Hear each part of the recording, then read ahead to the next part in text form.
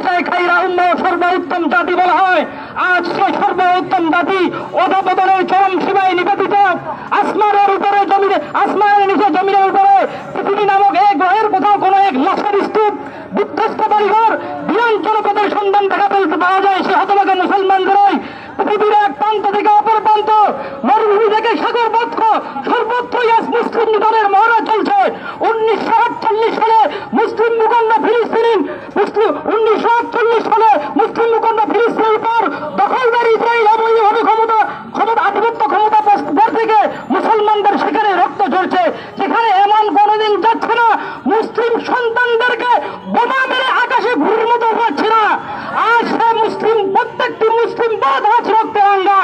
আমরা এখান থেকে শুনতে চাই, বলতে চাই, জানতে চাই যে পশ্চিমাদের এই যোগ্য সন্ত্রাসের বিরুদ্ধে নয়, বরং গোটা মুসলমানের বিরুদ্ধে কথা ঠিকই বলেন।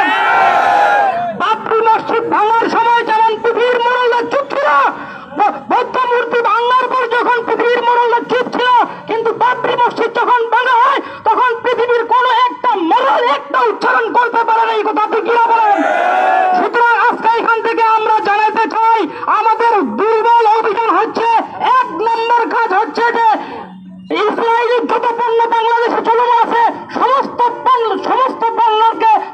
পণ্যকে বয়কট করার কথা ঠিক হবে। অবশ্যই আপনারা আজকে থেকে সম্পূর্ণ ইসরায়েলি পণ্য বয়কট করবেন ইনশাআল্লাহ। আল্লাহ রাব্বুল আলামিন আমাদের তৌফিক দান করুন। আখির দাওয়া আলহামদুলিল্লাহি রাব্বিল আলামিন।